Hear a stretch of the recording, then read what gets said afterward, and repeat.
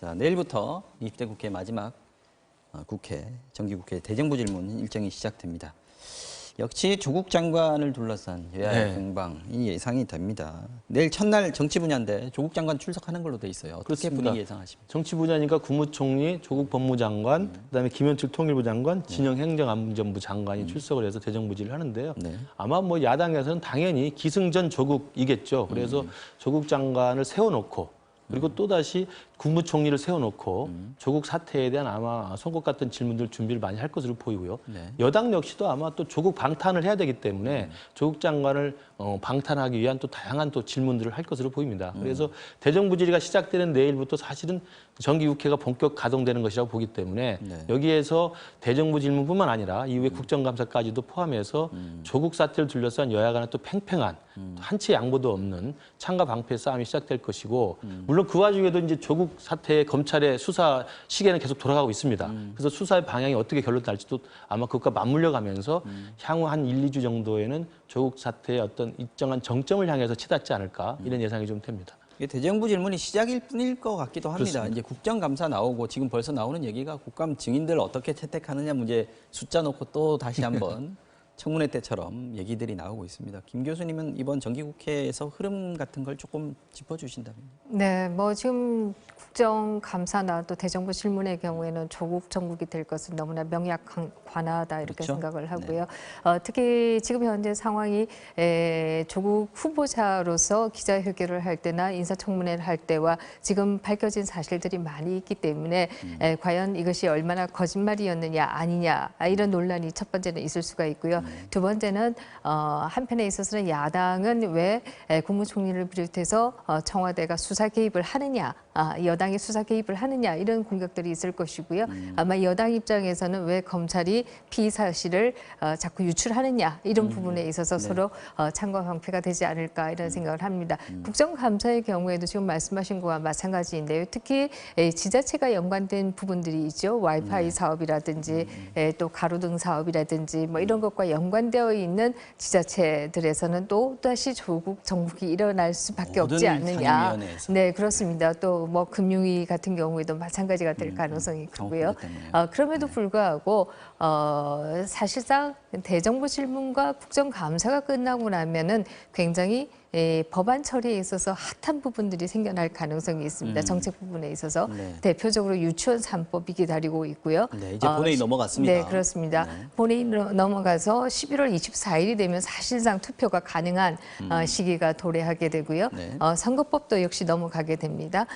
물론 뭐 그 검찰개혁법의 경우에는 내년 2월쯤 아마 될 가능성이 크기 때문에 그렇습니까? 이번 정기국회는 아닐 가능성이 있지만 바로 이 선거법과 유치원 3법을 두고 또 어떤 전선이 형성되느냐 이것도 지켜볼 만하다고 생각합니다. 자, 조국 장관 자택 압수수색 그저께 있었는데 정치권에서 여러 말을 낳고 있습니다.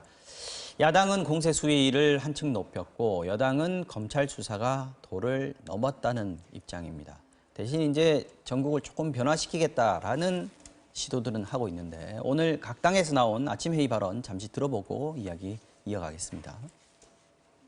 민주당은 내후년 일몰 예정으로 되어 있는 소재부품 특별법을 소재부품 장비산업 특별법으로 새롭게 제정해서 그 길 자강을 위한 법적 지원 제도 정비를 하겠습니다.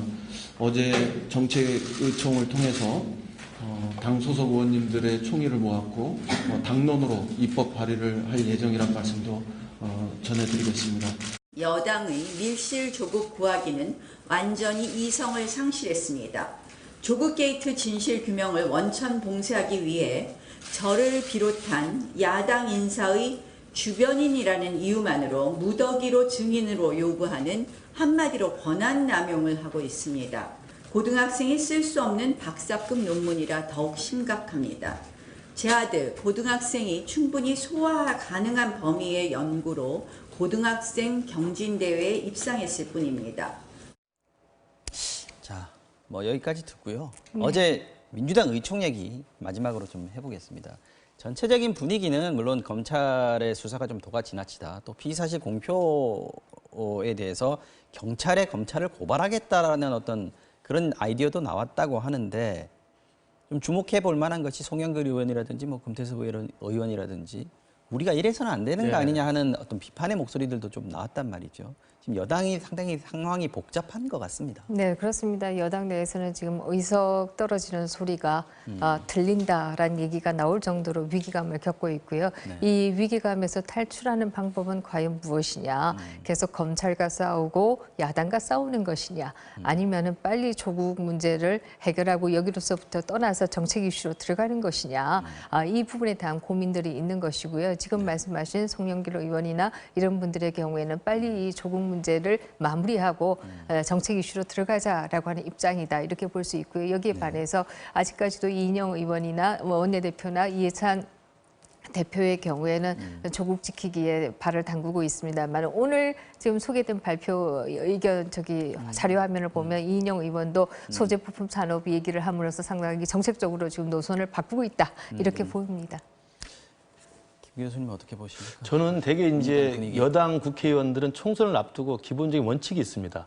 총선을 앞두는 상황에서 대통령 지지도가 떨어질 경우가 있고요. 또 총선을 앞둔 상태에서 자기 여당의 지지도가 계속 떨어져 나갈 때는 결국 말을 안 듣게 돼 있습니다. 지금 최근에 조국 사태로 인해서 눈에 띄는 이 민주당 지지층 이탈이 있지 않습니까? 대통령 국정 지지도 지금 대통령 대선 득표율 정도로 지금 내려와 있고요. 그다음에 지금 민주당의 지지도 자체도 계속 빠지고 있는 상황에서 저런 의원총회에서 당 지도부가 조국을 지키기 위해서 다잡는다 하더라도 총선을 앞둔 현역 의원들의 어떤 민심 위반 이것들은 잡기가 쉽지 않을 겁니다. 그래서 아마 대통령 지지도와 민주당 지지도의 이탈 속도에 따라서 민주당 내 새로운 목소리, 여러 가지 비판의 목소리는 언제든지 나올 수 있다 이렇게 생각합니다. 총선이 다가오면서 구심력보다는 원심력이 조금 더 강하게 작용하는 때가 왔다. 여기 민주당 분위기 앞으로도 계속 좀 볼만할 것 같습니다. 오늘 말씀 여기까지 듣죠. 김근식 경남대 교수, 김민전 경희대 교수 두 분이었습니다. 고맙습니다.